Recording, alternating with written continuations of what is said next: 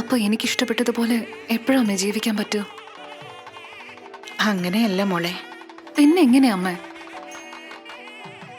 മറ്റുള്ളവർക്ക് ഇഷ്ടപ്പെട്ടതുപോലെ നിൽക്കാൻ പറഞ്ഞു, എനിക്കിഷ്ടപ്പെട്ടതുപോലെ എപ്പോ ജീവിക്കാൻ പറ്റുമെന്നും കൂടി പറ.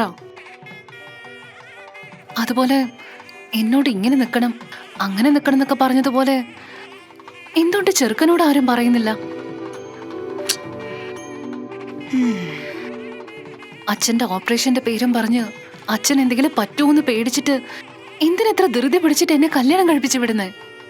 വരാൻ പോകുന്ന ചെറുക്കൻ എങ്ങനെയായിരിക്കും, അയാളുടെ സ്വഭാവം എന്താ, ഇതൊക്കെ അറിയാനുള്ള സമയം പോലും ആരും തരില്ലല്ലേ? എല്ലാം അമ്മയുടെ മാത്രം ഇഷ്ടം. ഇത്രയും നാളായിട്ട് നിന്റെ അച്ഛൻ നിന്നോട് എന്തെങ്കിലും ചോദിച്ചിട്ടുണ്ടോ? ചോദിച്ചിട്ടുണ്ടോ? നീ ചോദിക്കാതെ തന്നെ നിനക്ക് ഇഷ്ടപ്പെട്ടതെല്ലാം വാങ്ങി തന്നിട്ടില്ലേ?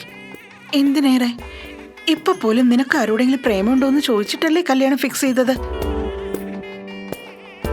അങ്ങനെയുള്ള ഒരാൾക്ക് അദ്ദേഹത്തിന്റെ ഓപ്പറേഷൻ സമയത്ത് തനിക്ക് എന്തെങ്കിലും പറ്റിയെങ്കിലും ഒന്ന് പേടിച്ച് അതിനു മുമ്പ് തന്റെ മകളുടെ കല്യാണം ഒന്ന് കാണണം എന്ന് ആഗ്രഹിക്കുന്നത് ഇത്ര വലിയ തെറ്റാണെന്നാണോ?